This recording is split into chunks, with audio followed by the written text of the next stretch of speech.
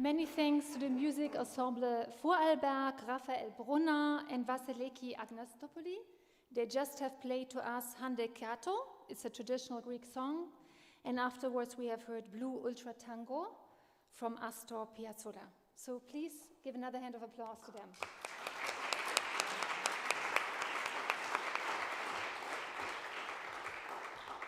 So a very warm welcome to the World Future Forum 2017. We are convening in beautiful and sunny Bregenz in Austria. More than 50 leading experts from government, science, civil society, academia and business are convening at the World Future Forum to debate solutions to the global challenges humanity is facing. Councillors from all continents will discuss urgent priority actions to be taken to safeguard the interests of future generations. It is the 10th time the World Future Council meets for its annual meeting, and after meetings in Hamburg, Bonn, Abu Dhabi, it is the first time that we are convening in Austria, in Bregenz. This would not have been possible without the generous support of the city of Bregenz, the government of Vorarlberg, the Bregenz Festival House and its partners. It is therefore my pleasure to introduce to you now the Mayor of Bregenz, Markus Linhardt, to the stage to provide a welcome address. So please give a warm welcome to Mr. Linhardt.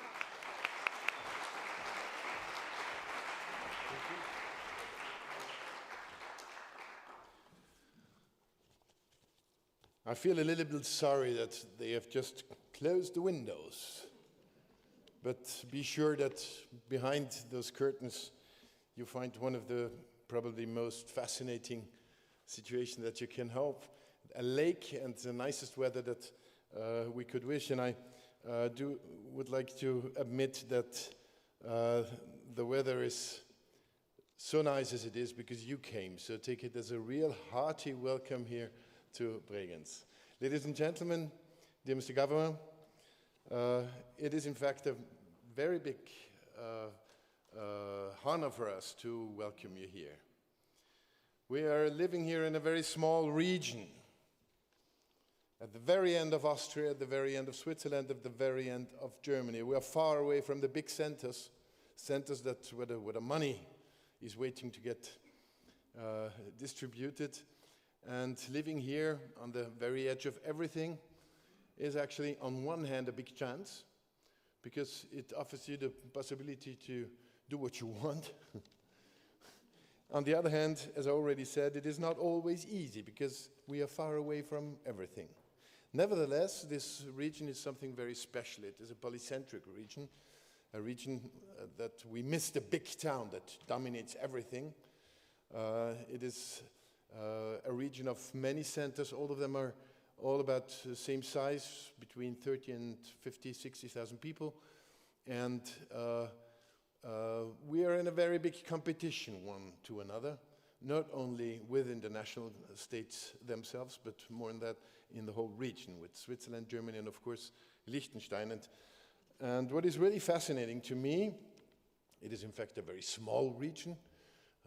All around the Lake of Constance, you would maybe find 500,000 people. Here in Vorarlberg, 360,000, so it's really not comparable with the big regions of the world and of Europe. And although we are so small, although we are far away from everything and fighting with each other, we are one of the strongest regions of Europe. We were ranged in the last evaluation the European Union has done 2 weeks ago as the 12th strongest region of Europe. And this is something we believe we can really be proud of. And let me tell you that we are actually proud of.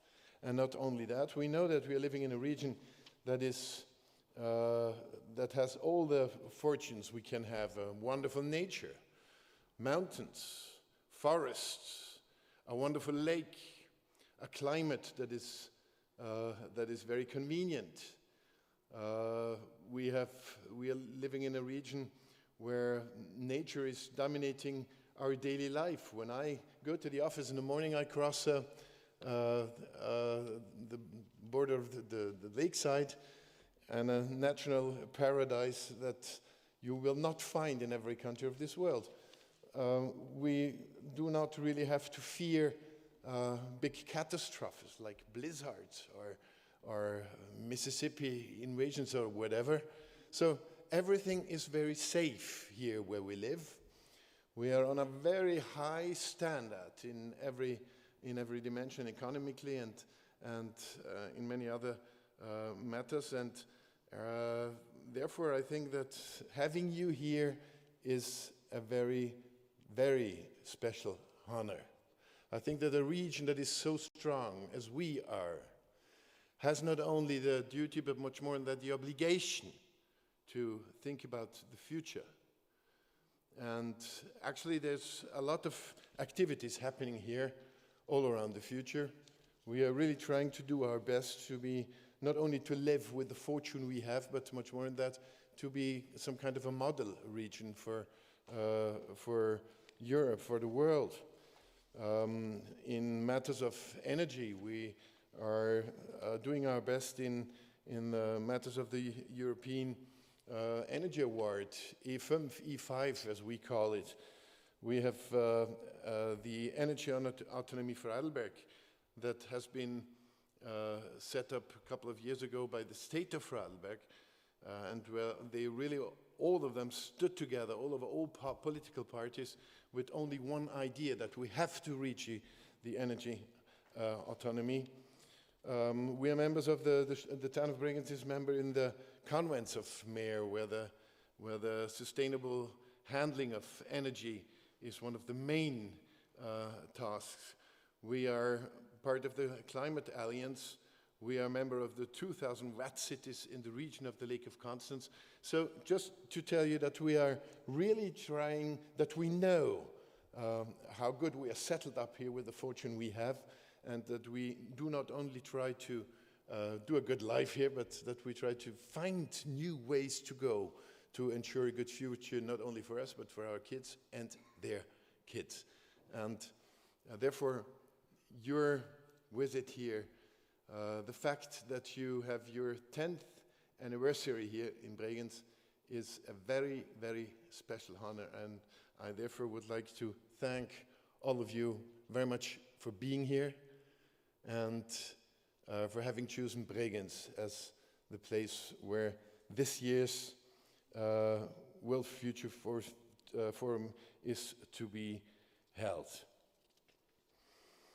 I hope that although you will be working day and night until Sunday, that you will find the time to have a little sightseeing in the region. I heard that you will visit the Werkraum Bregenzer Wald, which is something very special. I think that the Bregenzer Wald, which is the region behind us, or before us, however you see it, landscape that has found a new way to live with their nature, not in the nature, but with the nature and what is given to them.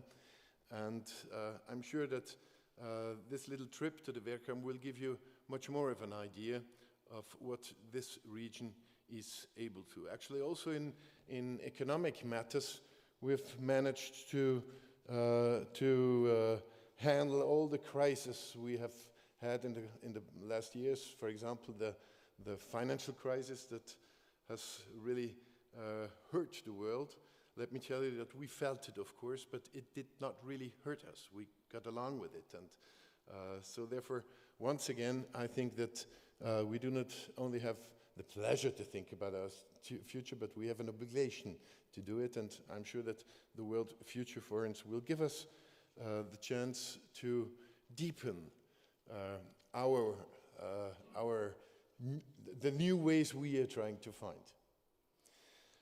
I hope and wish that this year's World Future Forum will give you the chance to find new policies, new ideas to be given to those boards, political boards, economic boards, where the world is really built, and who really are in charge of the future development of our world.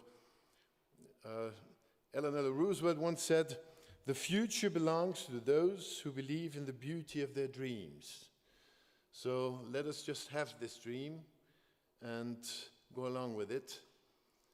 in the right direction. I'm sure you will show us where it is to find.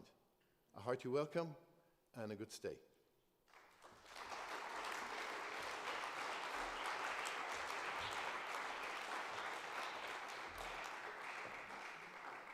So thank you very much to Mayor Linhart for this warm welcome to Bregenz. The World Future Council is a charitable foundation, so we are dependent, in fact, on the support of governments, business, and private donors to enable our work to serve the interests of future generations.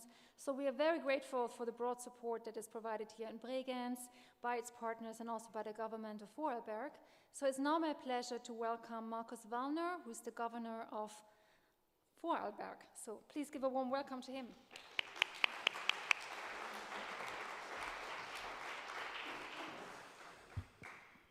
Dear Mr. Chairman of the Management Board, dear directors, ladies and gentlemen, members of the board, Management Board, experts, sponsors, everybody who's here.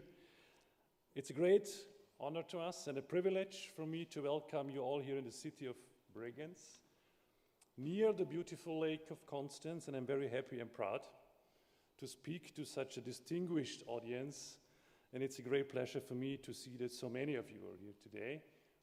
Normally you can see the lake, normally. Our major said the curtains are here, so you have to do something. We would like to see the lake. Yeah. you will put in up this, I think so. I would like to thank you for coming to Bregenz and to Vorarlberg, and as you have probably already noticed, we are here at the shore of Lake Constance, and as we heard before, we are in the most western part of Austria. And Vorarlberg has about 390,000 inhabitants, a rather small region, and borders on Switzerland and Germany and Liechtenstein. From here, you have a direct view, normally, to neighboring countries, Germany and Switzerland.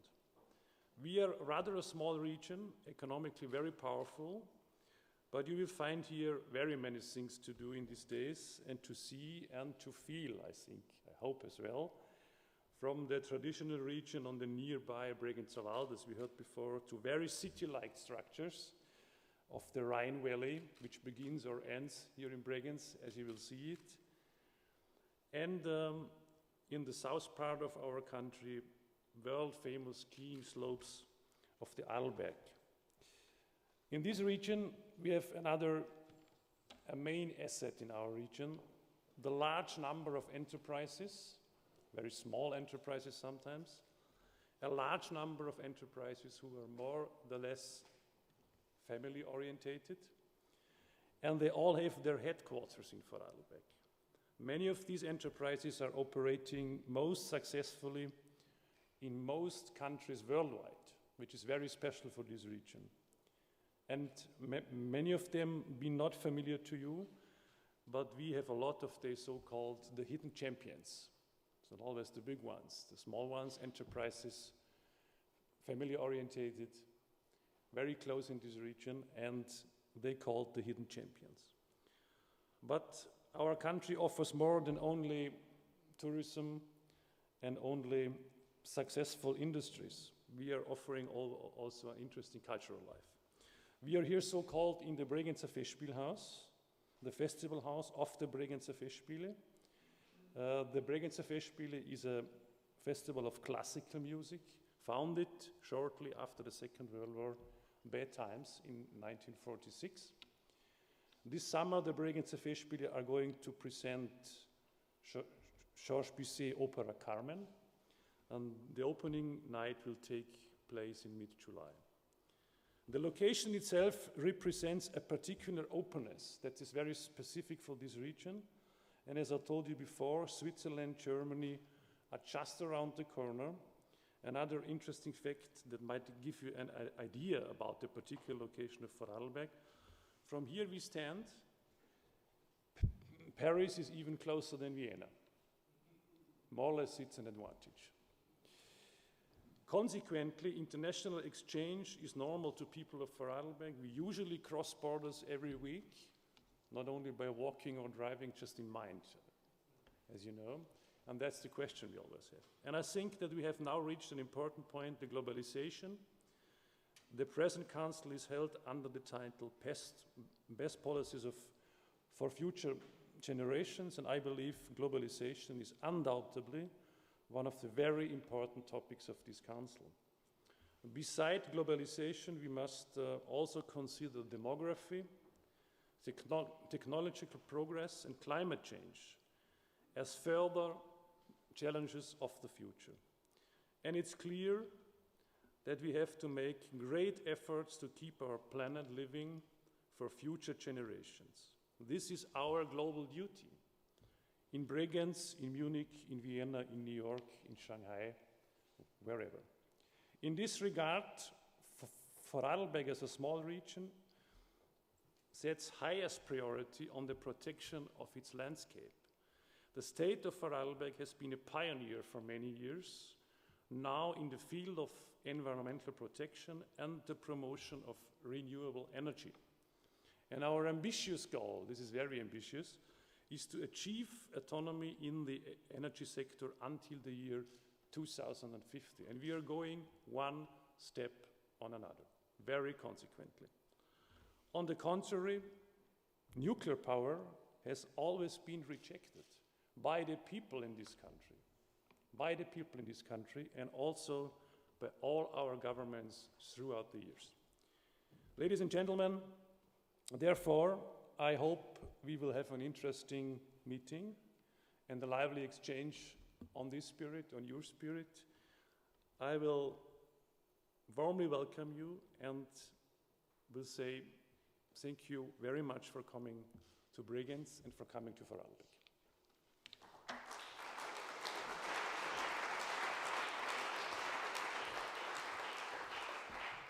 So many thanks again to Governor Wallner for this warm welcome and also for informing us about the commitment of Vorarlberg to preserve the interests of future generations.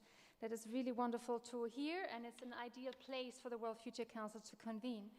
We also want to thank from the World Future Council Mr. Stübe from the Bregenz Festival House and his team for the hospitality that is provided here, and he will be speaking on Saturday, so we look forward to hearing from him on Saturday.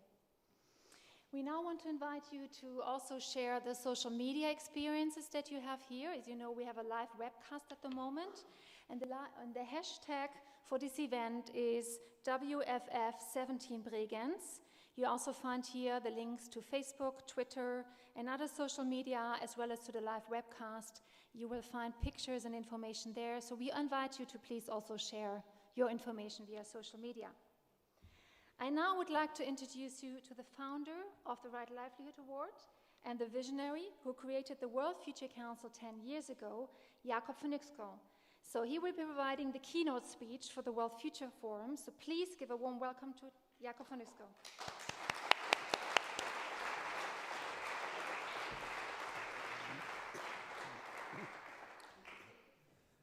Good afternoon. I am extremely grateful to the city and citizens of Bregenz, the Festival House Bregenz, and the state of Vorarlberg for generously inviting us to meet in this beautiful town. And you know, there are many places where I feel today you talk about the future and you feel very far from the reality there. People feel things are actually moving backwards. But here it feels very right to talk about the future. We live in extremely challenging times with our future increasingly uncertain. We face the uncomfortable truth that our path ahead will require us to abandon many cherished certainties and take some very difficult steps. It's understandable that many prefer to ignore this and try to escape into the world of easy solutions of the past. When studying the history of Europe in the months leading up to the two world wars, I was struck by the fact that those foreseeing the coming catastrophes were not only ridiculed, you've been saying this for years, but largely ignored both by the media and even by the markets, which are regarded as good indicators of future developments. Today, the scientific community is in a state of barely suppressed panic about the growing speed and consequences of climate change and biodiversity collapse. But the media prefer to entertain us. On the rare occasions when they provide a realistic overview of the state of our natural world, they feel obliged, like the London Times recently, to add the phone number of the Samaritans at the end, in case their readers cannot face reality. The key question now is, can we change course before climate change and climate chaos destroys our prosperity, our security, and civilization? The stakes could not be higher, up to and including the end of a habitable planet, depriving all future generations of their right to life and the lives of our ancestors of meaning and purpose. It is the greatest challenge humanity has ever faced, and will leave its legacy for millennia. Future threats are now rushing backwards. What was expected in centuries is happening now, whether the melting of the Greenland ice or the sudden disappearance of the second largest lake in Bolivia. When the UK city of Lancaster was flooded, mobiles, electronic payment systems, lifts, and petrol pumps all stopped working. Emerging technologies require secure and sustainable energy supplies. Yet, to quote our counselor, Professor Rolf Kreibich, there is not a single reference to sustainable development in the whole big data and smart data debate. The belief that we will be able to adapt is wishful thinking. Neither can we ensure against environmental collapse or negotiate with melting glaciers, spreading deserts, or physical laws. Natural debts cannot be cancelled.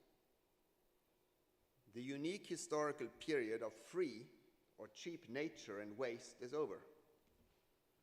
Internalizing hitherto unpaid environmental costs is unavoidable, but will be very costly. Doing our best will not be enough. We have to do what is necessary. We now need to focus on how to change course, implementing the key policy tools for the journey, many of which, fortunately, already exist. This is the mission and work of the World Future Council. The consequences of our decisions and actions will have very profound and long-term consequences. So we must get them right. We can initiate an orderly transition, or we can wait until nature enforces its own very disorderly transition.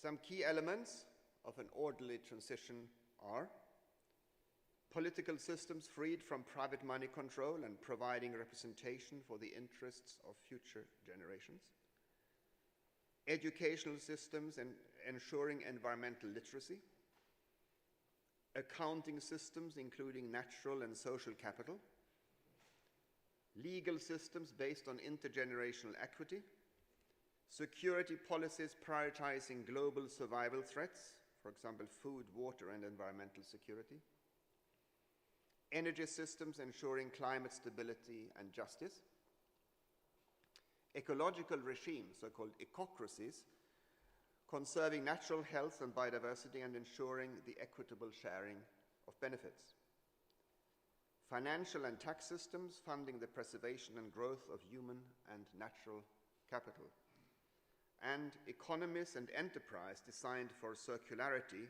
regeneration, and the full internalization of production costs. The World Future Council is working to spread such best policy solutions. For example, bringing the German renewable energy law to the UK, Japan, and South Africa, the Belo Horizonte, Brazil regional food security law to cities in Namibia, the Argentinian firearms surrender program to the Balkans, the mandatory Maryland, USA environmental literacy standards to Europe, the Bangladesh solar energy microfinancing initiative to Tanzania, the Rwandan national forestry policy and the Zanzibar 2011 Children's Act to other countries. The World Future Council has created the first international award for such exemplary laws, the Future Policy Award. Laws may not move the heart, said Martin Luther King, but they restrain the heartless. They keep us safe, and they work quickly. The Belo Horizonte Right to Food law has reduced child mortality by 60% at a cost of 2% of the city budget. We identify laws already working successfully somewhere and help policymakers adapt and introduce them in other countries. Transformative changes can happen very quickly. During the recent financial crisis, central banks broke long-standing taboos and created the trillions required to stabilize the global financial system in weeks. Most of the New Deal legislation introduced by President Roosevelt to overcome the 1930s economic depression was passed in the first 100 days of his presidency. When Britain was threatened by Nazi Germany, the US economy quickly changed course and produced many more planes and ships much faster than anyone had thought possible. In the global climate war economy, incentives will have to change drastically. Producers will need to plan and invest for quality and durability, not obsolescence. Rights will be matched with responsibilities. There can be no human right to what is not possible, for example, the globalization of Western resource consumption. Carbon and other resource taxes will need to curb demand and protect the climate. As more goods become scarce, they will have to be shyly fed to avoid growing conflicts. Our challenge has been compared with the moral revolution which ended slavery. 1/3 of humanity was then enslaved. The economic costs of ending slavery were enormous, yet this was achieved in a few decades. Slaves had been deprived of their freedom to make the lives of slave owners more comfortable. Today, we deprive future generations of their freedom to enjoy a healthy planet so that we can live in comfort a little longer. No governments have yet dared to tell their voters that their lifestyles will need to adapt to planetary boundaries and the sharing of scarce resources, although such changes are not unprecedented. When resource shortages hit early 18th century Japan, the elites competed for lifestyles of simplicity and austere minimalism in an attempt to preserve social peace. But the UN Sustainable Development Goals still see continued GDP growth as the only way to eliminate poverty, instead of, for example, the Kerala development model in India based on mass popular mobilization, which has greatly improved all major quality life indicators despite the GDP remaining largely stagnant. SDG number 8 calls for sustained, inclusive and sustainable growth for all, even the richest. Given the existing ratio between GDP growth and the income growth of the poorest, it would take over 200 years to eliminate poverty with a strategy, and the world economy would have to grow over 100 times its present size, an obvious impossibility. But we still have powerful allies. Our living planet, which can still recover if we change course before irreversible tipping points are reached. The youth of the world, who increasingly see through the empty promises of the current global narrative. The global unprotected, who are realizing that while the current order boasts of having no ceiling, it definitely has no floor. Our ancestors, who rely on us to ensure that their achievements are not lost. And all future generations of life on Earth, who are rooting for our success, as we have the historically unprecedented power to decide if and how they will live. Major changes are always initiated by proactive individuals joining together and refusing to accept the status quo. Never doubt that a small group of thoughtful, committed citizens can change the world. Indeed, it's the only thing that ever has, to quote Margaret Mead. Democracy must not be the dictatorship of the present at the expense of all future generations who need protection and representation. Our ancestors provided such representation in many societies, and today the World Future Council is helping create Guardians Commissioner for Future Generations on the regional, national, and UN levels. Our current development model is based on the continued abundance of natural resources competing for scarce capital. Yet central banks created the necessary capital to save the banking system within days. The World Future Council has shown that using the same methodology, the investment funding required to kickstart and co-fund the global transition to 100% renewable energy, reforestation, and restoring degraded land and other urgent sustainable development goals can be created quickly without inflation. Another pioneering study from the World Future Council has shown how not maximizing renewable energy production represents a massive daily waste of natural capital, hidden by huge accounting failure. The solar energy we can tap today is lost forever tomorrow. This is a methodology used, for example, when you close down a coal plant prematurely for climate reasons. People say you are destroying industrial capital. But we are every day massively destroying. We have just published a new study on this by our chief economist, Matthias Kroll, looking at how we are destroying natural capital by not maximizing the use of renewables. Over 40 years ago, the second report to the Club of Rome after Limits to Growth was very clear about what can grow. It was entitled, No Limits to Learning. The number of languages and other skills we can learn is not limited. Our inner, immaterial, social and cultural growth is not limited. Asked for an example of sustainable living, Chandra Nair of the Global Institute for Tomorrow, who advises the Chinese government, replied, fewer car races and more dancing competitions. In 1957, Ludwig Erhard, the father of West Germany's post-war economic miracle, gave a very similar answer when asked about the future. He expected German society to provide more free time for reflection, contemplation, recuperation, and the enjoyment of life. He clearly did not expect his successors to be still fixated on maximizing growth over 50 years later. For as the British historian Tony Judd wrote, the materialistic and selfish quality of contemporary life is not inherent in the human condition. Much of what appears natural today dates from the 1980s. The obsession with wealth creation, the cult of privatization, and the private sector, the growing disparities of rich and poor. Today, majorities in many countries are ready for change, but unless we can provide them with a more powerful story, they may well opt for closed and intolerant societies. When they feel threatened, supposedly civilized peoples can descend into scapegoating and barbarism very quickly, as the past century reminds us. Every institution now needs to rethink and adapt its activities, programs, and regulations to the climate war. Public and private funding needs to be redirected to educate, mobilize, and invest to win before irreversible tipping points are reached. In previous historical breaking times, religious orders were created to promote the renaissance of societies. In medieval Europe, the members of the Order of the Templars took vows of poverty and dedicated themselves to the protection of pilgrims. Today, young people from many countries, religions, and backgrounds contact the World Future Council for guidance on what they can do for the renaissance of our Earth and to build a flourishing future.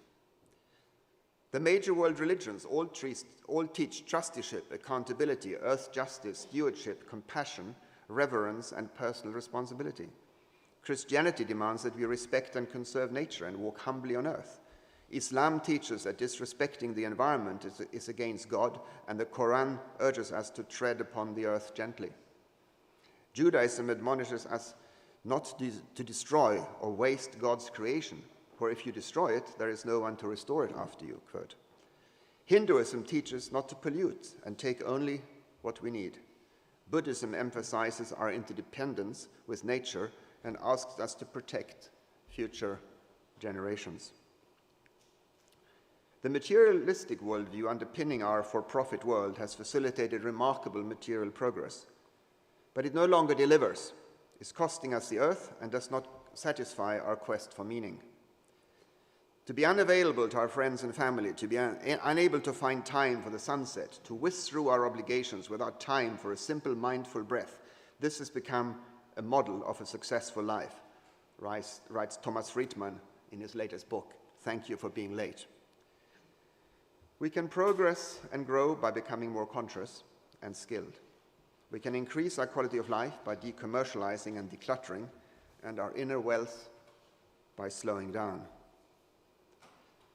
While the rules, tracks, and power lines of the first industrial revolution required the participation of the communities involved, we're today forced to plead our case to machines. Were we consulted?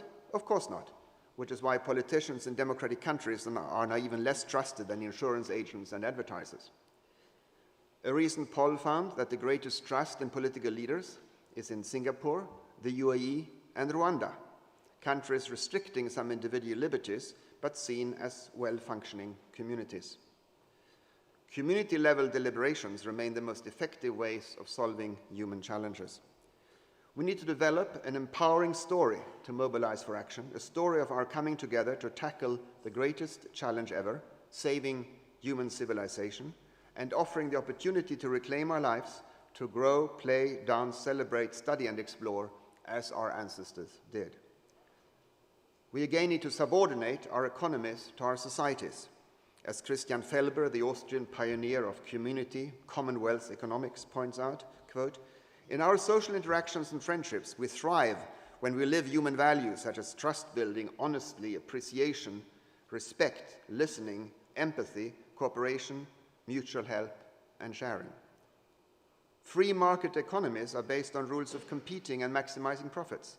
These incentives encourage egoism, greed, avarice, jealousy, ruthlessness, and irresponsibility. End of quote. Thinking the unthinkable soon makes it doable. The pilgrim routes and monasteries of Europe, empty not long ago, are overflowing. Japanese youth are turning away from consumerism and machines and increasingly seeking satori, personal enlightenment. Meanwhile, in Africa and Latin America and Asia, poor billions cry out for climate justice, struggling to survive in deteriorating environments, and if strong enough, set out for the rich north. The policy solutions of the World Future Council, which we have identified, can kickstart an energy and agroforestry revolution, providing them with the livelihoods, jobs, food, and water in their own countries. Many so-called leaders are still praying for the return of their pre-crisis fool's paradise, which will not come back. Lost and drowning in debt, financial, environmental, and social, they lead us down a path of growing conflicts, shortages, and failed states. No sane parents would embark on a journey as dangerous to their children as the one we are now traveling. We know what we need to do. We know that another world is possible. The World Future Council is an initiative of and for practical realists working on how to get there. Thank you very much.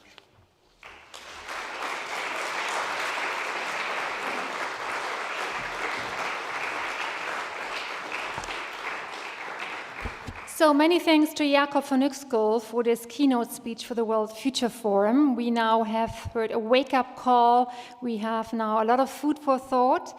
And at the World Future Forum, also expert commissions will be meeting on various topics, including climate, energy, regenerative cities, an expert commission on peace and disarmament, on the Future Policy Award on combating desertification, on the rights of children, and on the Global Policy Action Plan will meet.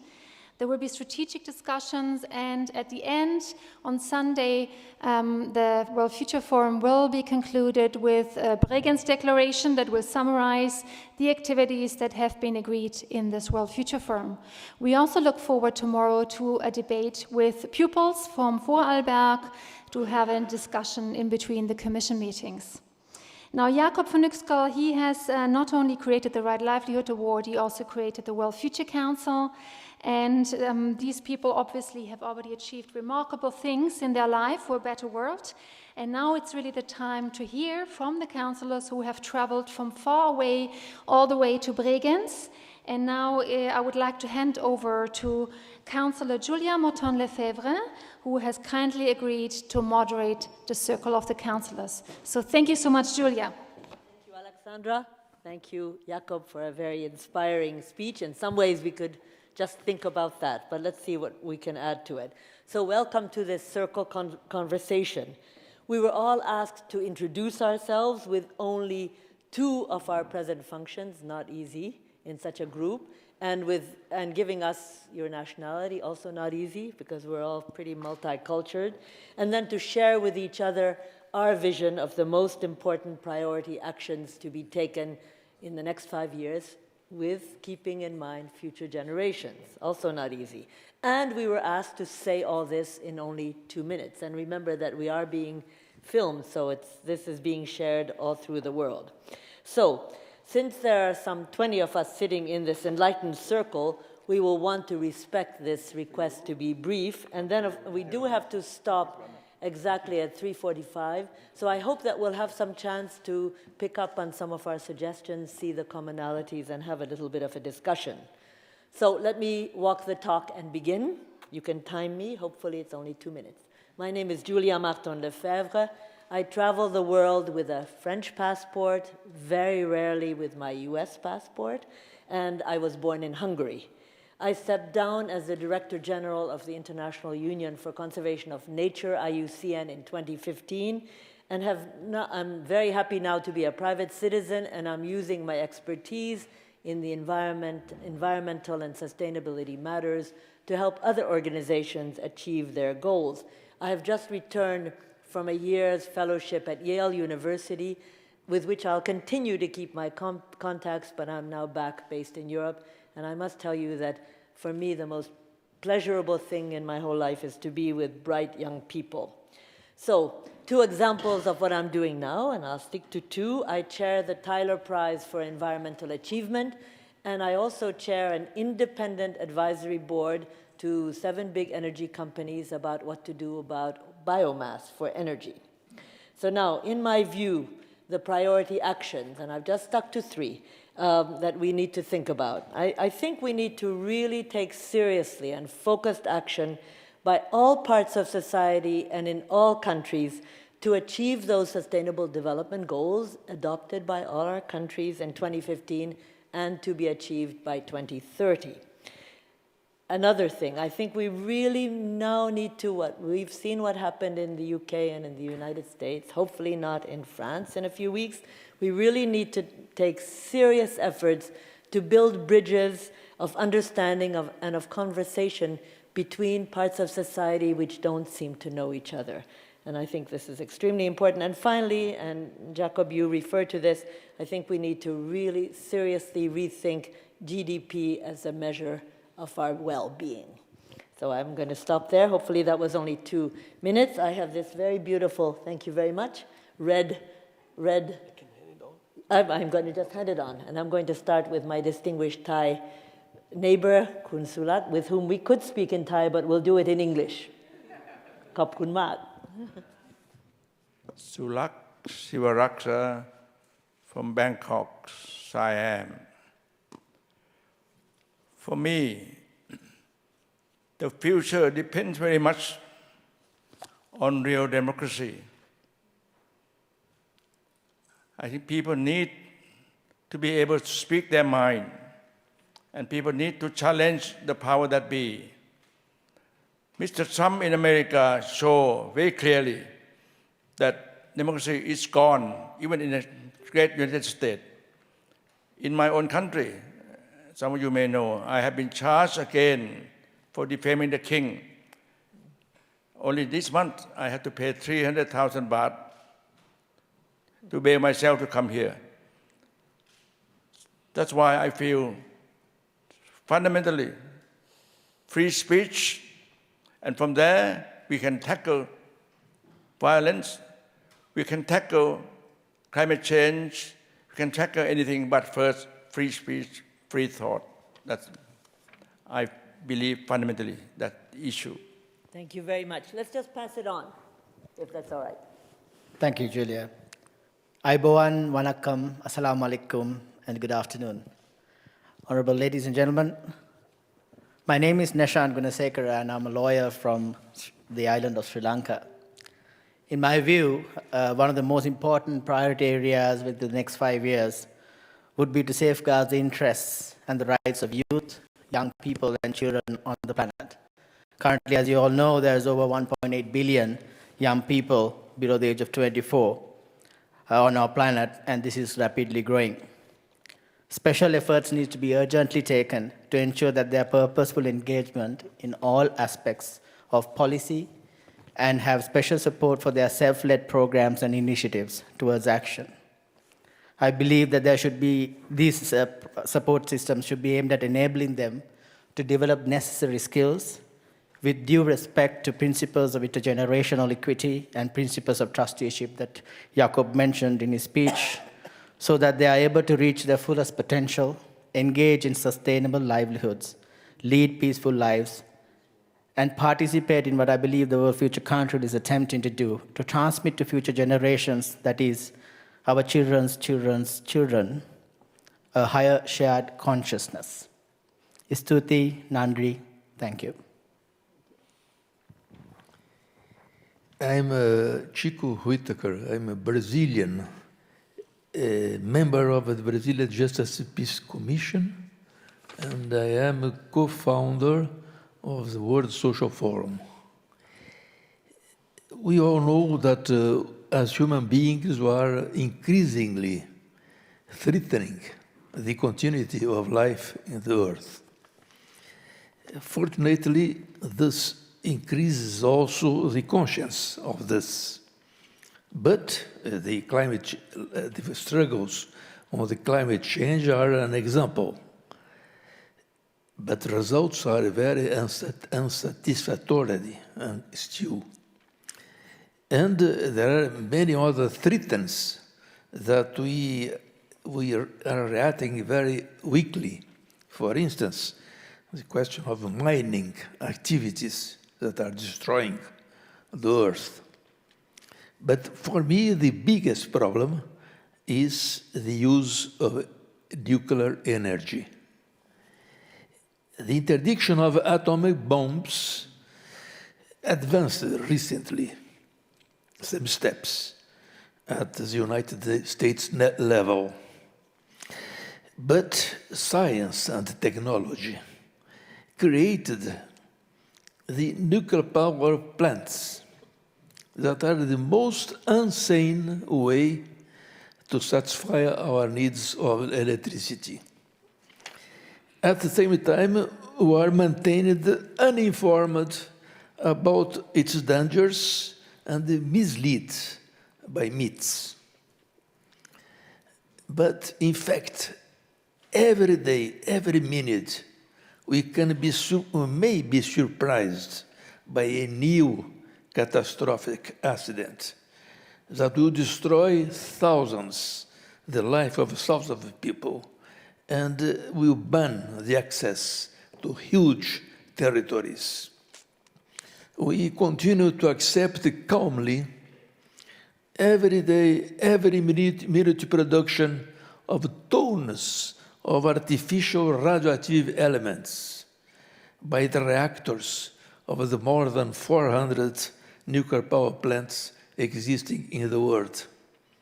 Every day, every minute, we are accumulating used nuclear fuel of the reactors with hundreds of different highly radioactive particles.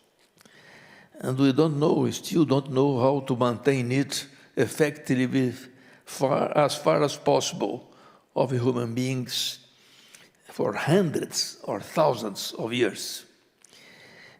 There is a phrase, I don't know who said this, that is very important. If the nuclear power plants era is going already to finish for economic reasons, after some decades, the era of the nuclear waste is beginning for millions of years. In fact, we are turning again the Earth into a radioactive planet where human life will be impossible. In my opinion, that is the biggest problem we have to face, I would say immediately, to safeguard the interests of future generations. Thank you. My name is Dipal Barua from Bangladesh. We engaged promoting renewable energy in Bangladesh, how to create Bangladesh as a first solar nation in the world. The most urgent priority, in my view, how to tackle the global warming to reduce the temperature increase at least 1.5 degrees Celsius. So we need to take environment-friendly green initiative. We feel that we need to ensure the usage of green and clean technology efficient appliances and provide clean lighting to all the people, at least developing countries. Encouraging women empowerment by providing proper training in the field of renewable energy is a key to achievement of the Sustainable Development Goals and safeguard for the future generation. I would like to also urge that all should move towards 100% renewable energy, ensure a sustainable green future for our generation, and ensure the environmental energy access to 1.2 billion energy-starved people around the globe. Thank you. Thank you. Buenas tardes a todos. Grüß Gott. Good afternoon to everybody. My name is Ana Maria Cheto. I'm a research professor in physics and director of the Museum of Light in Mexico. We face many challenges, but we also have dreams that make us move forward and motivate us to act. Let me just mention two of them that are close to my heart. I'm more convinced than ever that nuclear weapons must be banned. So we need to do everything necessary to reach a legally binding instrument. And fortunately, negotiations are ongoing. Let's support them. We need a legally binding instrument that prohibits and eliminates nuclear weapons. Now, nuclear weapons are a threat for future generations, and a major one. But conventional weapons are a reality today. They are being used at a very high human, social, economic, and environmental cost. We must change this course for the sake of present and future generations. Their illegal trade should be stopped, and their legal trade must be reduced and controlled. Thank you.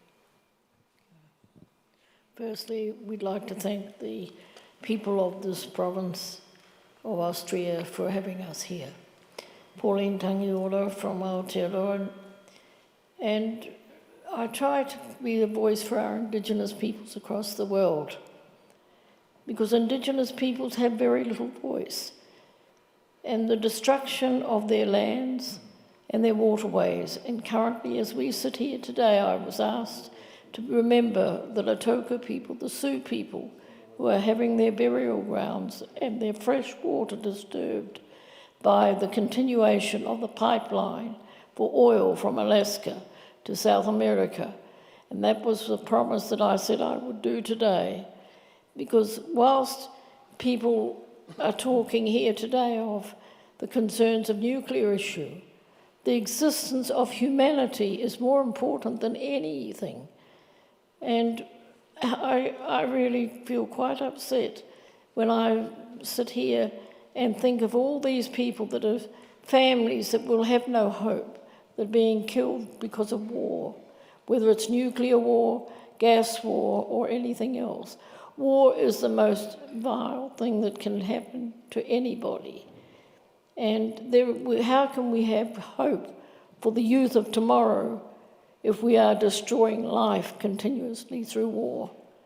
And the World Future Council, I think, has the most important part to play on this. Kia ora. Assalamu alaikum wa rahmatullah wa barakatuh. Peace upon all of you.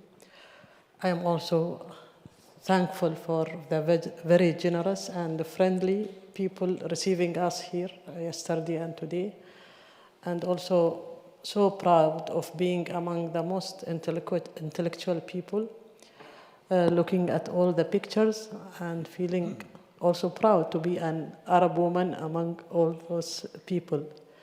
I learn a lot from them, and it's great to really meet every year and to exchange thought. My background is I am a psychiatrist.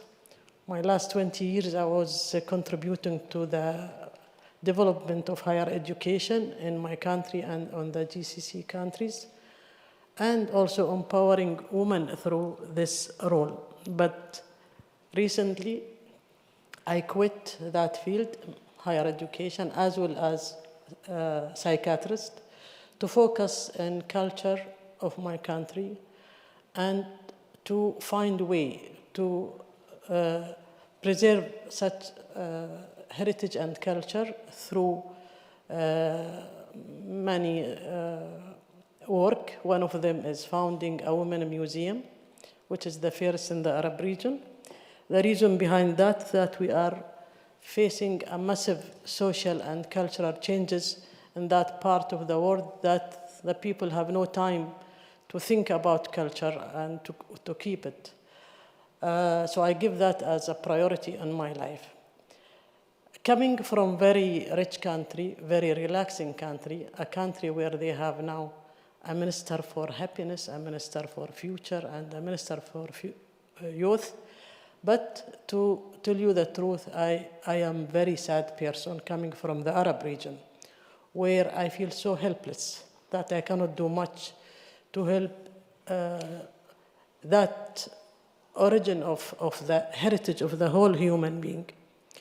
As all of you witness what's going on in the Arab region, not only they destroying everything and dividing the countries, we are back on the time of Sykes-Picot when they give Palestine to an immigrant coming from everywhere to occupy that part of land.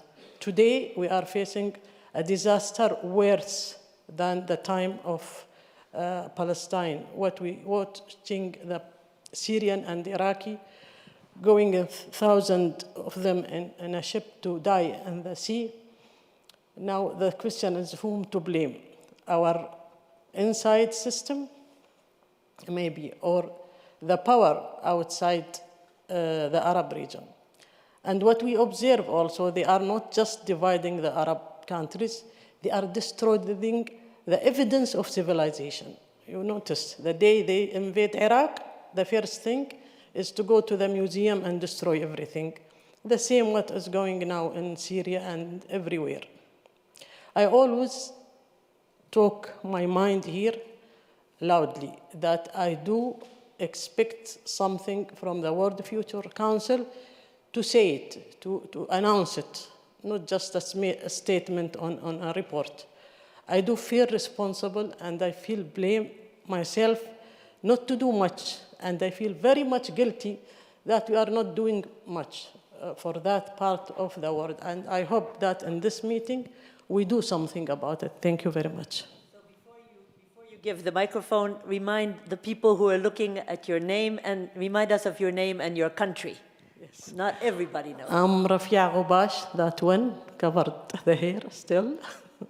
And I am from United Arab Emirates, but proud to be an Arab woman. Thank you, Rafia. I'm Sander Flip from Hungary. I teach sustainable development at the National University of Public Services, and I have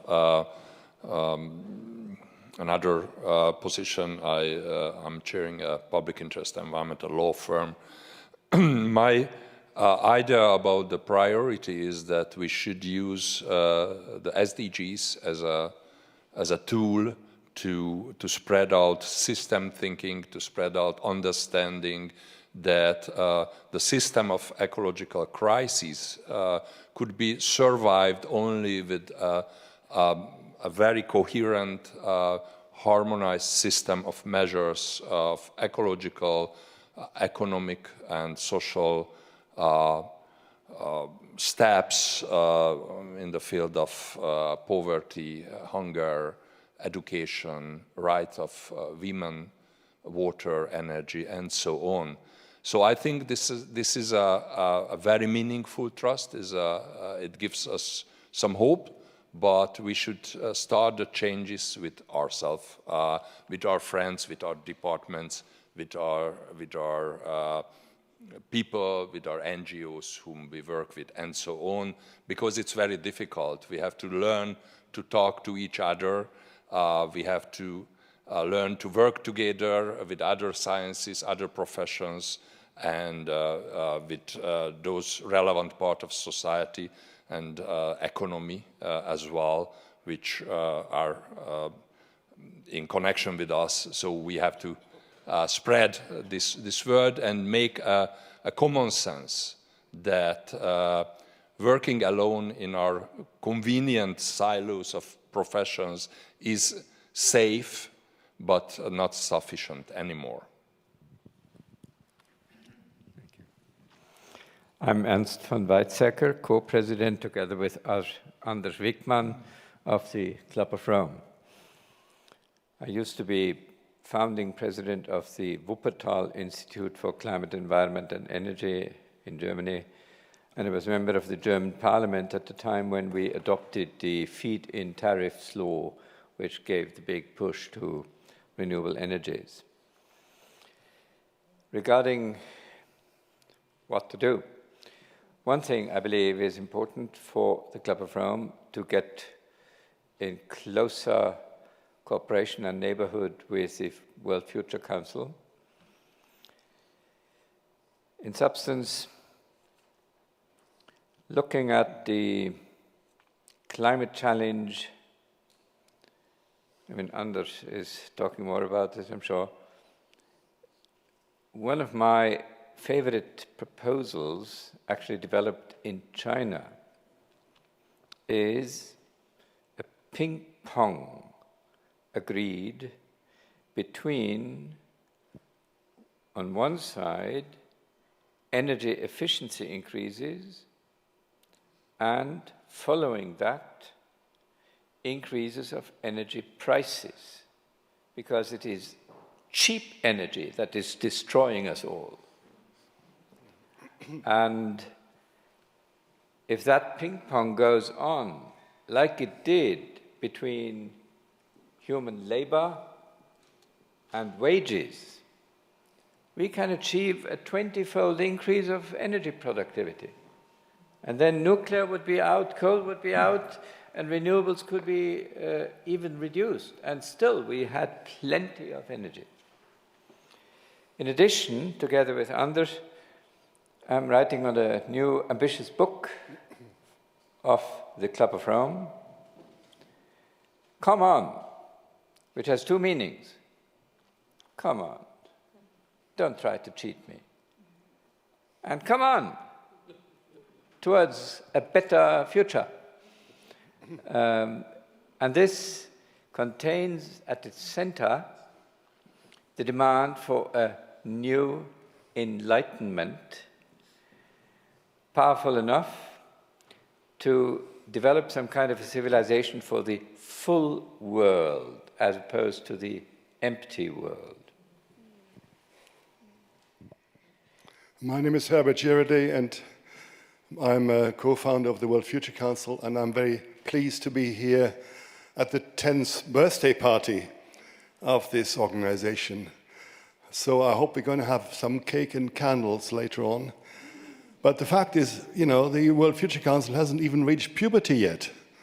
You know, it's still a youngster, relatively speaking, but it's also very ancient, because concern about the future has been inherent in all human cultures throughout eons of time. And let's realize that humanity, you know, burning fire, using tools, has been around something like 2 million years. In that sense, we are not youngsters in any shape or form whatsoever. So my concern has been, above all else, that future is in short supply at this moment in time, and it is time to start reclaiming it. And of course, why can we say that future is in short supply? Because humanity, in some ways, has outgrown its role on the planet. We are becoming far too dominant a species. And so certainly my own work has been particularly concerned in recent years, taking stock, first of all, as a filmmaker of what we are doing to the planet. I spent 15 years making documentaries for BBC, Channel 4, and other broadcasters, CNN, and so on, going around the planet to Australia, to the Amazon, to different parts of Africa. And everywhere you see the footprint of humanity making itself felt. And so certainly, more often than not, the impacts on the planet are not primarily from local societies, but from the greed of globalizing humanity driven by economic growth processes, driven by ever greater demand for fossil fuels, driven above all else in recent decades by urbanization. Now, it's been said that urbanization is the solution to the world's sustainability problems. Cities are more efficient in terms of resource use than dispersed rural community. Well, not so. When you look at urbanization taking place in China and India, typically a person moving from a village to a city will almost automatically, increase their resource consumption by fourfold. So China, for instance, as a country, before this massive spurt of industrialization and urbanization, was a relatively self-sufficient country in terms of its resource use. Today, the footprints, the tentacles of China, and increasingly when I now look at India, they are in the Amazon, they're in Africa, and many other parts of the world. So for my thinking, unless we get to grips with how to deal with the impacts of an urbanizing world and changing the way urban systems operate, we are in deep, deep trouble. We now live in the age of the Anthropocene, as it's been called, where humanity is similar in impact to any geological force in geological history. And that is a reality expressed in many different ways in terms of climate change that Jakob has referred to, but also what we're doing to the oceans, what we're doing to soils, what we're doing to forests, what we're doing to biodiversity. So when I say future is in short supply, this is why one has to say this. And so it's really remarkable that the World Future Council has had a staying power due to the hard work of its staff, and particularly Jakob and Alexa and Stefan, that it not only exists today, but it really has had significant impacts on policy making. And that certainly is the basis for future work of the World Future Council. But I think it also has to begin to look at how one needs to look beyond national policies or even regional policies, but also at social initiatives. I mean, many of the members of the World Future Council don't necessarily operate in the political realm. They operate more in terms of really remarkable activities in terms of changing the lives of people in their regions, sometimes driven by new social enterprises. So certainly I think it would be worth for the World Future Council to begin to look at that realm of policy making more increasingly than has been the case so far. In our victory in the battle against nature, we find ourselves ultimately on the losing side. And that is really the greatest challenge that we have today. And the more we can all together contribute to reducing those impacts, the better is the chance of actually having a future. My name is Hafsat Abiola Costello. I'm from Nigeria. And for me, when I look at the world and I look at the future of the world, I feel the two things are key. The first is that we must prioritize life over money. And the second is that we must prioritize women. In the first, I have a position as a member of state cabinet in Nigeria. One of our states is Ogun State in the southwest. It's the industrial hub of my country. And I serve as the special advisor to the governor on trade and investment.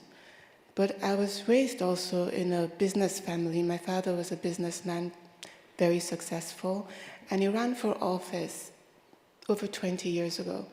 And he won. He won the position of president, but he was not allowed to serve as president, and he was jailed.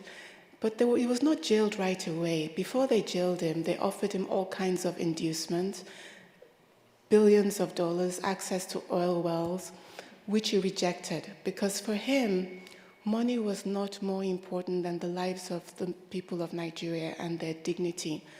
He lost his life. My mother lost her life as well.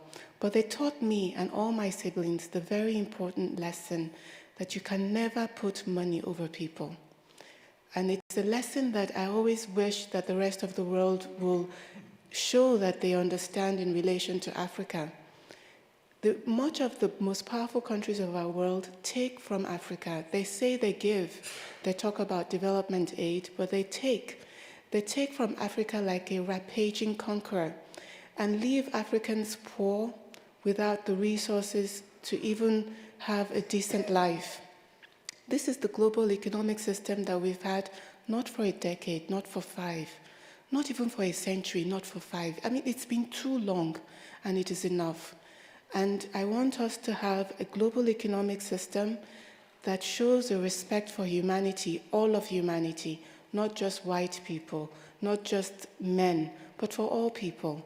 And I think that we need to prioritize women. When I look at the global economic, political situation, all our democracies, even the non-democracies, uniformly, they don't have equity in women representation in office. You look at a few countries like Rwanda, like Sweden, they are very impressive, but the majority, the world average is now at around 20%. Women are easily 50% of the world. There should be 50% of the decision making. And we need to come to that point. In November last year, America asked the question between Hillary Clinton and Donald Trump and chose Donald Trump. And I think that that is a signal to what is wrong with the way in which we're approaching this problem. It's not either Donald Trump or Hillary Clinton. We need both men and women in decision making. And we need to come up with a way to have both men and women in decision making. In pre-colonial African societies, this is African societies independent of our so-called progressive white people or advanced Western civilization, we always had the women's groups and the men's groups. The women took decisions, they had authority, they had power, they exercised power. And I think that the lack of balance in the world is rooted in the fact that we're out of balance.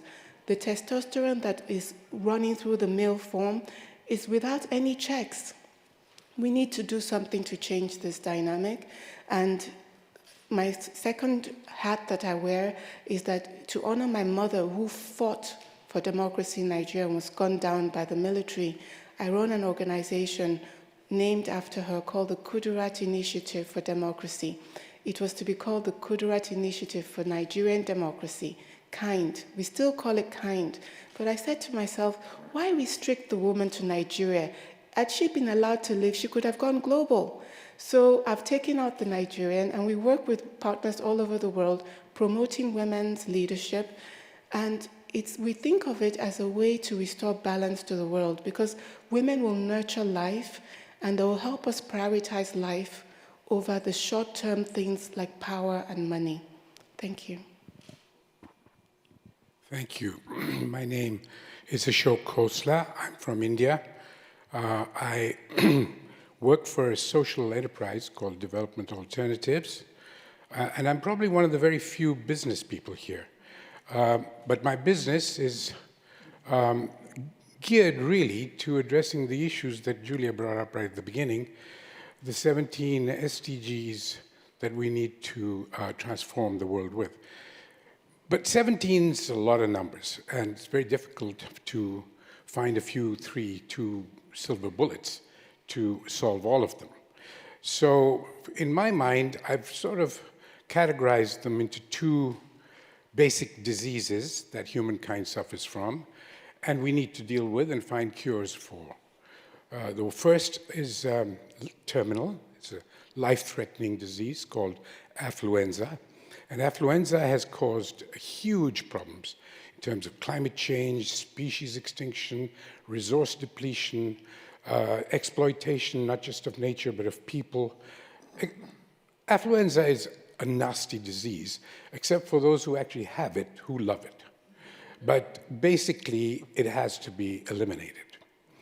But the other disease is rather nastier and much less pleasurable even for those who just watch from distance, and that's called povertitis. And povertitis is a disease that's infected more than 3.5 billion people on this planet, maybe close to 4, who suffer a life of indignity, of hunger, of poverty, malnutrition, and exclusion. And more than half of those, well over half of those, are women. And we basically need to figure out ways in which we can cure these 2 diseases. I'm leaving the affluenza part to other people. I'm not going to go around proselytizing to people that they should use less or threaten nature more or less or whatever, because they've got to do it for themselves. And I, as one life, or my organization as one organization, is only capable of doing so much, and we've chosen to do work on those things we can make an impact on. And that is povertitis. Povertitis can be removed. It's not very hard. We've done it over and over again, but in small areas, because it does need a certain amount of support and capital investment. But it's very easy to do. It's to create livelihoods and jobs, particularly for women, and it's to bring back the natural resource base. Those are the only two things you've got to do, and everybody will have water and food, better soils and forests. It's so easy to rejuvenate an economy simply by paying attention to the local resources and the local people. So we've been doing this over the last 30 years, and I've tried to make it into a business because I don't see any other way to scale it up and to speed up the process of scaling. And so, to me, business is a good word because it drives the motivations of people to do the right thing, provided the business has got the right DNA. If you design it in such a way that it doesn't become exploitative and it doesn't forget the need to do its work with a human face, then it's possible to use the market to great advantage.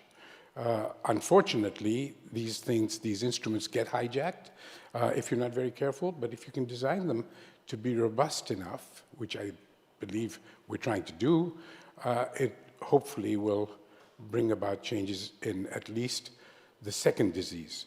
By solving the second disease, it may well be possible to start influencing the first one too. Thank you. Thank you, Ashok. I'm Anders Wickman, a citizen of Sweden. Like Ernst, my friend, I'm co-president of the Club of Rome. I just stepped down as chairman of a task force in Sweden to develop a climate strategy for 2050. And I'm happy to see that now our strategy is in fact being turned into a bill in the Swedish parliament. And it seems as though we will have the most ambitious climate action plan that has ever been agreed upon yet. So that's a small token of successful development. But of course, much still to be done. To be asked to give priority to two issues is not easy. And all of you have touched upon important challenges. Let me go back to the reference made to the SDGs and indeed the Paris Agreement. And I would submit that unless we rethink economics and unless we rethink the organization of society, I'm not very optimistic about reaching those lofty goals. Because we have a tendency in terms of organization to try to deal with one issue at a time, although most of these issues are interlinked. And I think most of us realize that. But still we work in our silos, whether we are governments or we are parliaments. Everything is so sectorized, so verticalized. And by the way, I don't think we will be successful with any of our attempts to save nature unless we realize that it's very much linked to the social challenges. So we have to develop a coordinated agenda. And I think we have to start with education, or science and education, also very much verticalized, dealing with the parts and not with the whole. So I think that would be one important challenge for not only the World Future Council, but for other civil society organizations to really start pushing a more systems-oriented agenda. Secondly, the principles guiding our economy were by and large established by Adam Smith more than 200 years ago. That was, as Ernst said, an empty world. And maybe it was natural at that time, given also the poverty levels everywhere, to concentrate or focus on maximum growth of production. Today we live in a full world, and we see problems everywhere of this kind of thinking. So we really have to rethink economics. We have to go from short-term orientation to long-term orientation. We have to go from linear production system to circular production systems. We have to go from shareholder values to stakeholder values. We have to stop measuring progress in production growth and instead in welfare indicators.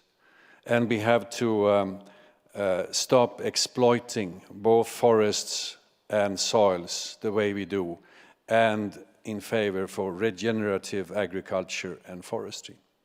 Finally, I would submit all of those of us who were around already at the Brundtland Commission report and its time, they talked about sustainability being a balancing act between the economy, social development, and the environment.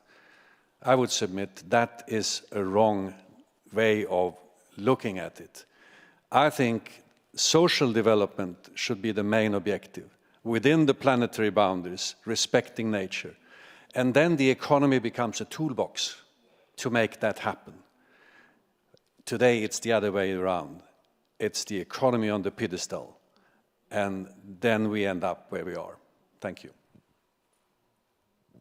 Thank you, Anders. I'm Vandana Shiva from India. In 1982, I started a foundation called the Research Foundation for Science, Technology, and Ecology. 1987, I started to save seeds through Navdanya. And we have been very successful in stopping every nasty law that pretends that the lab created the seed and it's the intellectual property of literally 3 corporations now. So it shows that when you work from your conscience and you work with solidarity, we can make a difference in the world. I think we are at the point where the initiatives taken, whether Bolivia or Ecuador, on the rights of nature and the rights of Mother Earth, should be a huge priority for the World Future Council. Recently, a court in India has just finally recognized what our civilization recognized, that the Ganga is a living being, the river, and I know a similar judgment came in New Zealand. I think the big problem is exactly what Anders mentioned. Not economy as such, but a fake economy that allows money to be made by any brutal, illegal, immoral method. And I don't think the current economy began with Adam Smith. It began 200 years before him, when the East India Company was created. And the pattern of the current economy is the work of the East India Company. So if you really want to find out what's the economy today, just go back to the early stages of colonialism. Creation of privatization out of enclosures of the commons, violent takeover of resources, destruction of millions and millions of life, 90% of the Native Americans. How many people were killed? 35 million is the assessment in famines, created just by extraction of rent and royalties and revenues from land, not because we weren't growing enough money. I was just reading just before coming here. I don't know how many of you are aware that suddenly in India, cash, the big notes of cash were banned on 8th of November, with 4 hours given to the whole nation. I'm just reading now, the Googles and the Microsofts are expecting a $500 billion pot of gold out of forced digital transactions. That's rent collection from the poor. And I think we need to look much more closely at the money-making mechanisms of today. Otherwise, how is it that 6 years ago, 388 men controlled the wealth of the bottom half of humanity? It dropped to 62 men last year, and it's down to 8 this year. This mystified form of making money without working, I think, is probably the single biggest threat to the planet. But it's also a big threat to the planet because it is hijacking democracy. India has also learned how when we defeated the East India Company in 1857, the divide and rule policy of creating fictitious identity, dividing the Hindu and Muslims, which led eventually to the partition of India. Otherwise, both of us would have said we come from the same country. That division is being orchestrated again in every country. Every election is being won through big finance, distracting people through a politics of hate, and peace and disarmament, which we used to see as a problem between countries, is becoming a challenge within all our societies, because if the people aren't kept distracted through a politics of hate, the economics of greed, of limitless greed, cannot work. But there are things we can do. We try and do it. We've shown that we can feed 2 Indias by stopping to harm the earth, conserving the biodiversity, rejuvenating the soils. We can increase rural incomes tenfold by just having a fairer economy. And the work we've done has shown that looking at the lens of the Sustainable Development Goals from our food and soils, we could actually reach all of them while creating peace and stopping this crazy, mysterious economy that is a non-economy. I would say it's an anti-economy. Wow, okay. Follow that, Auma. Anyway, my name is Auma Obama. I reside between Germany, Kenya, and the UK, and travel a lot in the German-speaking world. From my roles, I am the founder director of a children and youth organization called Sauti Kuu, Powerful Voices. It speaks for itself. And I'm the patron and trustee of several organizations that work with children and youth to improve their situation. What I would like to say in terms of action, and I'm glad that I'm at this end of the circle, is really about trying to think about the buy-in of the mainstream to all of what we've said. Because it's so poignant and so significant, but we tend to almost be a secret society because access for the mainstream of what we are saying is very many times limited. And it then gets to a situation where it seems quite mysterious and quite distant, and you have to be really smart to be able to participate. And what I'm trying to say is we need to focus on the next generation.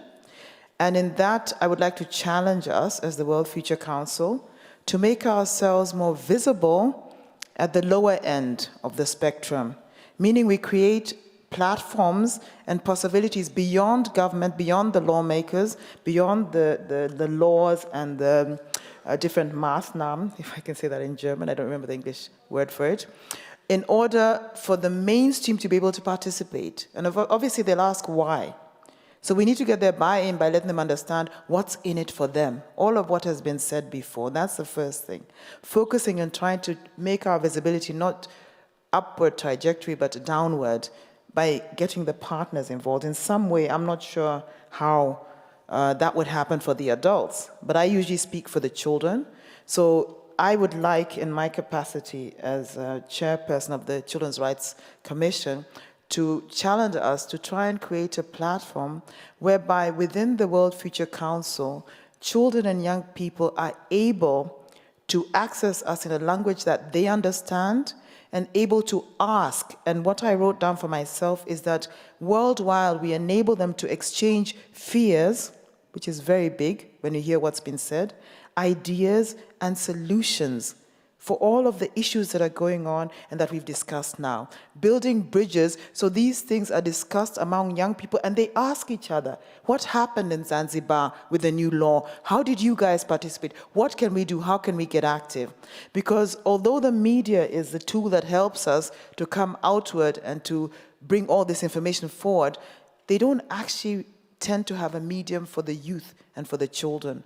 And I would like to challenge us on the basis of all of what we've said to create a platform that enables children and young people, their parents can also join in, and the rest of the community, to have the conversations that we're having appropriate to their age and enabling them to be less afraid. Because at the moment, listening to what we are saying, everybody would be really afraid. Even the solutions are often too big for children and young people to comprehend. So that would be my big wish, that we create this space. Thank you. I'd like to pick up on some themes I heard about because they exemplify my own concerns about the future. My name is Jan McAlpin. I'm the immediate past director of the United Nations Forum on Forests, which is made up of 197 countries. And in forests, we have an ecosystem, if you will, that shows up every issue. It must, in order to address forests, we must address social issues, people. In order to care about the survivability of forests and trees, we must be concerned about biodiversity. Economics clearly plays a role, and so forth. So I learned a lot over the years, my 30-plus years of working on the issue.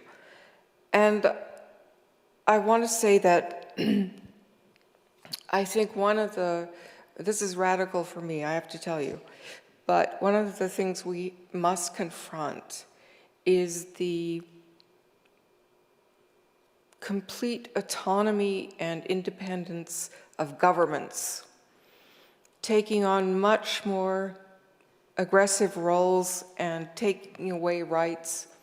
And of course, right now, as you all well know, my own country is facing tremendous rollback and terrible problems. And many of the flaws in President Trump's approach and the Republicans' approach come from that deep-seated economic philosophies and the priorities given. In forests, under Julia's leadership, we tackled and proposed the idea of a landscape approach to look at forests, which was not to lose the forest for the trees or for anything else, but to emphasize they exist in this plane, which must address all the issues. Now, the problem is governments are not structured to do that.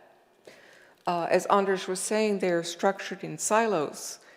And the very people who negotiated the SDGs come from those governments who come from those silos, and the SDGs are accordingly siloed. And that's a big problem because I believe we can't achieve those goals without a horizontal approach. And so I'm not sure of all the solutions about government, but I do know that in my own country now, the state of California and a number of West Coast states have stepped forward and say they will not roll back climate change or other environmental actions in those states, in contradiction to what Donald Trump is trying to do. I went to Africa with my parents at the age of 3 months and left to go to college at the age of 19, so I'm actually African American. But, and there I saw many horrific things. In 1959, 1960, the first civil war in Rwanda, where massive numbers of people were killed, all because of government, what government decided to do and how they used their voice. So many countries represented here have seen the horrific things that government can do. Switzerland in forestry started to talk a lot in the last 20 years about decentralization. And while I don't think that it solves all the problems by any means, we do have the opportunity perhaps to face some of these threats by looking at how we can empower communities, local government, indigenous peoples, and many other types of people who can have influence in the end. So I do think big government is a problem, and I agree with those who say, you know, what's driving it is economic greed. There's no question. But I do think we have the opportunity to change the whole diagram. And fortunately for the United States, Donald Trump is doing such a great job of destroying everything that it's pretty obvious that it's not successful. And America will not be great under this kind of approach. So I'm hoping that the rest of the world takes note and starts to adjust. Thank you. Yeah, my name is Helmi Abouleish from Egypt, where I am the managing director of an initiative called SECEM in biodynamic farming and development. And since 5 years, I'm a co-founder of the Heliopolis University for Sustainable Development. And in regard to the priority issues from my view, whereas I'm also an entrepreneur, a social entrepreneur like you, I think that the first thing I will work on, and I'm working on at the moment, is the issue of true cost accounting, the internalization of costs, because only then we will be able to prove that we are the economy of the future. And it's getting more and more obvious, the studies are getting more and more in the direction, and our current work is more and more showing that we have an alternative on hand which is cheaper, more efficient, and can handle the challenges we are speaking about.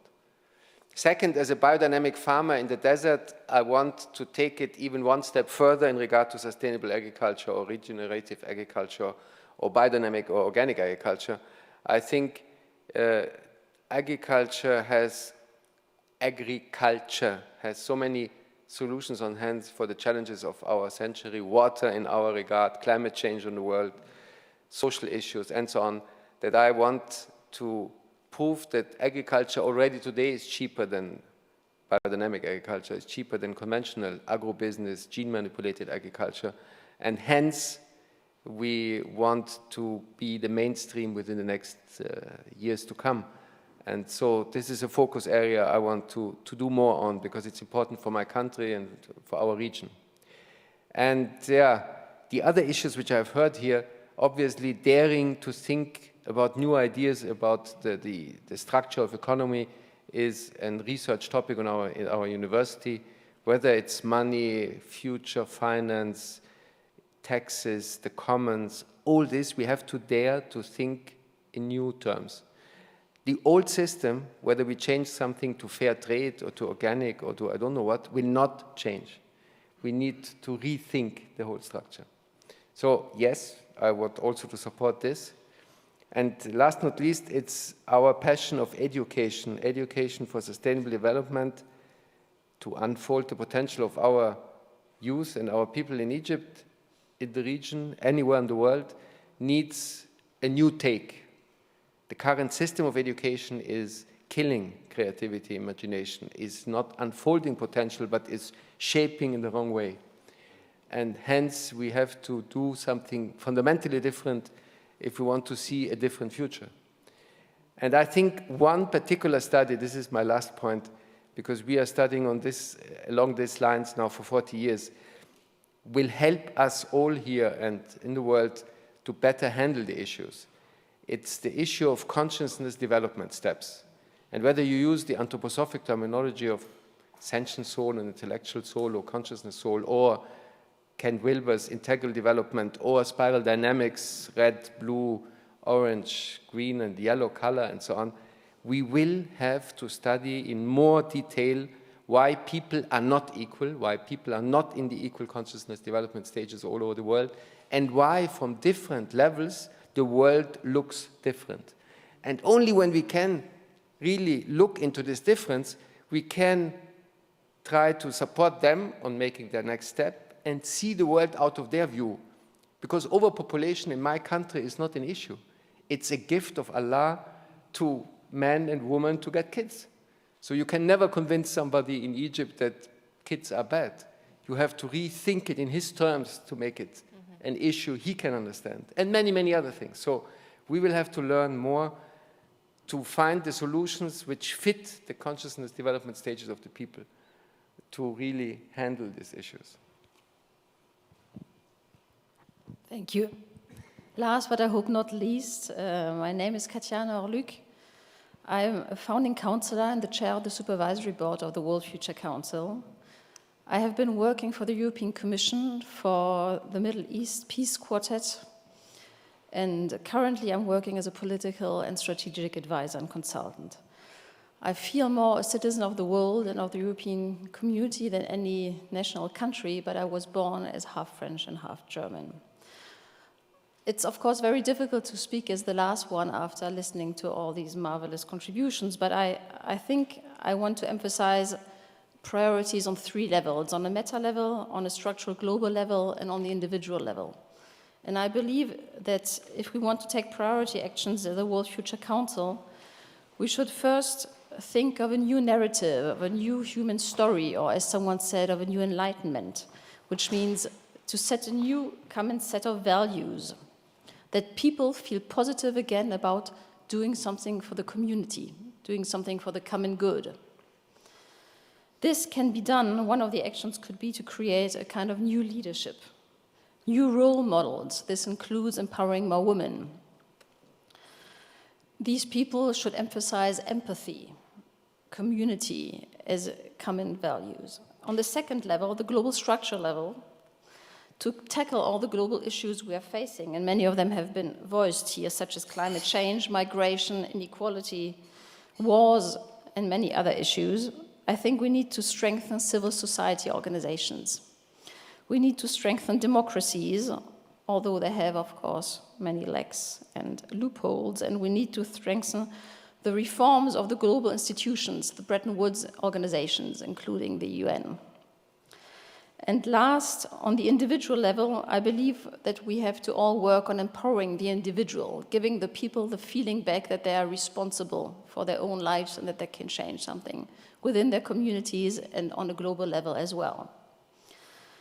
And I think the best way achieving this will be through education. Education remains one of the key issues to be tackled these days. Thank you so much for having us here. Thank you all very much. This was a brilliant idea from the World Future Council. First of all, how wonderful to finally not hear long speeches with PowerPoint presentations. I'm sure there'll be some brilliant ones in the coming days. But just to exchange, to be forced to be brief. Now we just have a few more moments. And we've had people taking notes, so we have all of the words. I've also taken notes. It's interesting how many commonalities there are between us. There were 19 speakers, and I'm going to count Jakob too, because he was 20, and he was the first, and that makes us 20. I think there are 57 members of the World Future Council. Some people are coming later. Some people, unfortunately, couldn't come. Jakob gave us some examples of what the World Future Council has managed to accomplish in only 10 years in taking policy ideas from one place and scaling up by passing them to other places. It was a very impressive story. I'd like to just ask some of you to speak about some of the examples of solutions that you have seen in the areas that you feel strongly about. I mean, we talked about energy, we talked about cities. Actually, Herbie, you talked about the negative elements, but there are some positive. Women, children. How do we mainstream? I think that's really important. Here we sit, we're a very select group, all of us in this room. How do we mainstream some of these ideas? There are good examples out there. One word that I think wasn't said was the word leadership. We're going to need much more of that. How do we get it? Our education system, in the classical education system, doesn't seem to train those leaders. They're trained perhaps in their silos, but never have time to reach out to other silos. We talked about building bridges. We talked about rethinking economics. I said in the beginning, we've got to appreciate what GDP has done, but it's not enough. What's going on in changing that? So does anyone have a few examples of solutions to some of these problems? Because people who are listening to us are going to wonder that we may be a group of depressed people, which we're not. We're here because we do believe in the future. Otherwise, we could have stayed in bed all day. I had to get up at 4, and many of us did. So give me some ideas of solutions. What works? Examples. Actually, Vandana, you started very well. And so continue, please. Just a few moments. Anyone who has ideas. And if you would, thank you so much for helping. Thank you. Yeah, I mentioned how, just by intensification of biodiversity and ecological processes, which means protecting the earth, we produce more nutrition. We've just done a soil analysis, which is showing chemical farming is depleting soil nutrients very rapidly, therefore depleting nutrients in our food, which is leading to the epidemic of micronutrient and trace element deficiencies. And organic farming does the absolute opposite. It is the answer to climate, as I've written in my book, Soil Not Oil, because it doesn't just create more resilience, it actually reduces the stocks. It's the only mechanism we have of pulling out the excess buildup. But we also did the true cost accounting for India of chemical farming and just its social and environmental impact. It's $1.2 trillion externalities annually. And I think if we were to do this more, because every individual sector of destruction of the industrial agriculture model is counted as a growth contribution. When you add it all up, it's a systemic breakdown recipe, including the Syrian refugee crisis, began with the 2009 collapse of agriculture.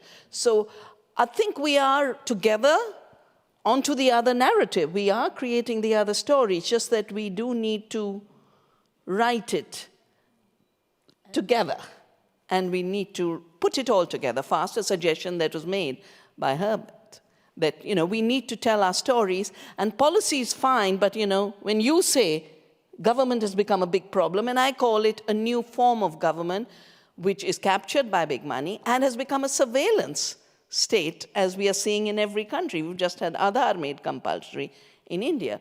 I think true democracy being created at the levels where we can create it. And that's where leadership will be created. And we started with democracy here. Alma, you put the mainstreaming word here. So tell us just a few seconds. Maybe I can say something about povertitis, is what it was called, right?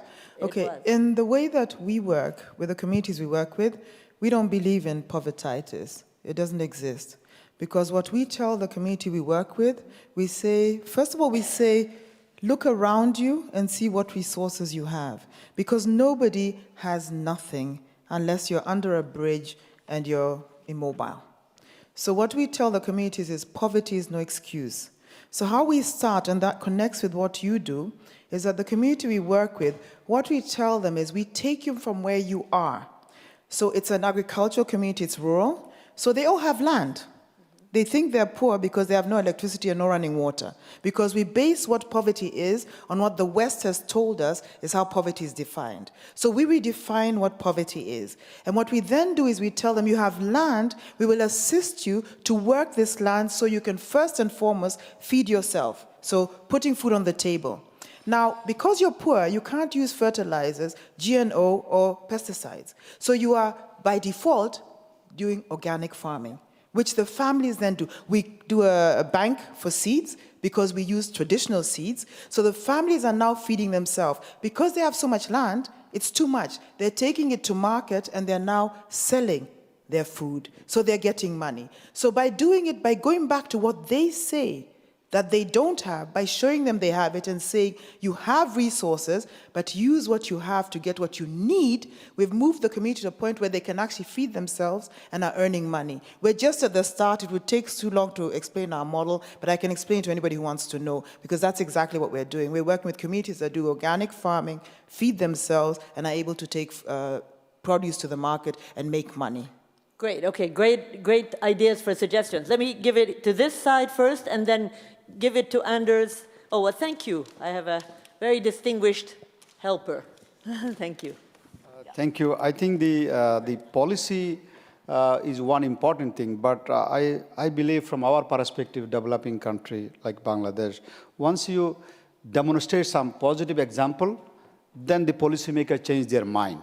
So recently, because of the World Future Council organized a trip from 10 parliamentarians from Tanzania visiting Bangladesh. So the chairman of the parliamentary committee for energy, who visited us for almost 1 week, and it was wonderful once they seen the ground level, how the solar energy created a lot of opportunity and livelihood, quality of livelihood, and the agriculture also. I think then they go back and they got inspiration Now they are looking for a policy for 100% renewable energy. I think we need an example. Wonderful 56 councillor here, their lifelong achievement. I think how to translate or example more in different countries, that will inspire the policymakers, that will big more push for the better world.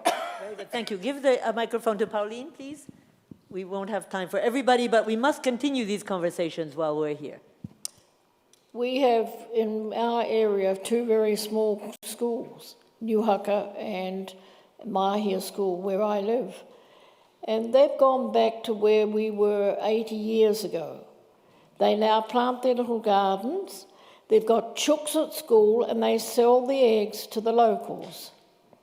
And this has instilled into our young people of 5 and upwards that you can do it yourself. And even though some parents don't understand why the school is doing this, the children understand. And this is where I think we have to look at, is getting back to our local community, small as it is. And because of this, we have this big rocket lab, the biggest. Our children have now also learned that this rocket lab, which has been built on our peninsula, will create something for them to be able to aspire to become engineers for the benefit of the land, not for the benefit of money, because this rocket will send up the cubicles which will tell them how to survive when we have the storms, because we are a coastal people and subject to tsunami and all those sort of things. So we go from one extreme to the other. And that's the leadership which a community can show together. And we have within our next town a woman who is saving seeds.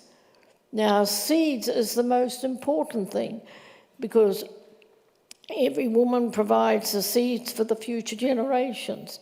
And Mrs. Baxter has her seed farm. No money comes from government, it comes from the community. And that's the leadership we need to do. Thank you. Thank you for the leadership, and thank you for some solutions to povertitis. That would go. So if we will have room for 2 more, I think, Anders, you asked for the, well, go ahead, Herbie. Yeah. And then Anders, and then John, and then we have to stop. 14 years ago, I was asked by the government of South Australia to be a thinker in residence to rethink the area of South Australia, 1.7 million people, from the point of view of sustainability. So I went there with the perspective that environmental sustainability would build a new economy in the region. And the good news is a fantastic transformation has been achieved over this period of time. I produced a plan of 32 different strategies, all of which effectively have now been implemented. It started with massive movement towards renewable energy, 100% organic waste recycling, really major steps towards public transport systems based on trams, cycling lanes, energy efficiency in buildings, water efficiency, and irrigation of wastewater on 10,000 hectares of land on the edge of the city. South Australia is now the world leader in wind and solar energy, with 44% electricity from those 2 sources. And they've had some ups and downs recently with intermittency. They're now investing in major new initiatives on energy storage and battery systems, as well as some backup systems from a bit of gas power. But by and large, a world leader in this field of sustainable, or what I call regenerative cities, really I can say was initiated and achieved under the leadership of the Premier of South Australia, Mike Rann, starting 14 years ago. Thank you very much. Thank you. Anders. Well, I think the comment made by you, I think, that people in different parts of the world are on very different levels of consciousness. I think it's a very important comment. I also think that in many areas where we have been working, we have not bothered to bring in behavioral scientists, and we need them because they understand much better than most of us how people really function. and what kind of messages people are responding to positively. So I think we have to, again, look at the things in a more systemic way. Secondly, one thing we have learned the hard way in the last 5 to 10 years is that in order to convince not only the business community, but also trade unions, that clever environment and climate policy making makes sense also for them, is to do away with the threats for competitiveness and loss of jobs, and really showing that if we do this transformation and transition to a clean energy system, and by all means to a circular economy where material throughput looks different, and there is a lot of waste there, a lot of waste. Such an economy brings benefits to companies, but it brings also more jobs. By definition, if we care more for what we already have produced, it is a more labor-intensive economy. You go from selling stuff to offering services. You prolong the lifespan of products. You maintain, you repair, you recycle, you reuse. And I think it's very important to understand that the language we use and the way we frame the message is going to decide whether we are going to be successful and indeed being able to mainstream these issues. Very good. Thank you very much, Jan. Thank you. I'd like to talk about a concrete example. Yes, please. Rwanda. And the World Future Council had a role in this. And I start out, though, with saying that also the IUCN, again under Julia's leadership, had a role. The Global Partnership on Forest Landscape Restoration, which was initiated by IUCN, and much of the legwork was by them,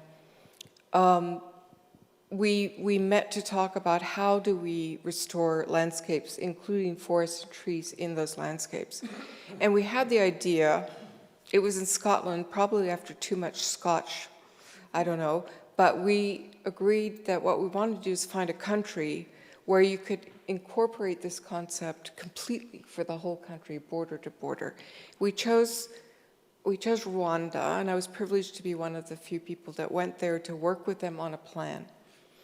What we learned when we went was that Rwanda already had implemented many of the social governance structure and other concepts into their plan. Among them, they have reasserted the importance of communities, parliamentarians locally, to have more power.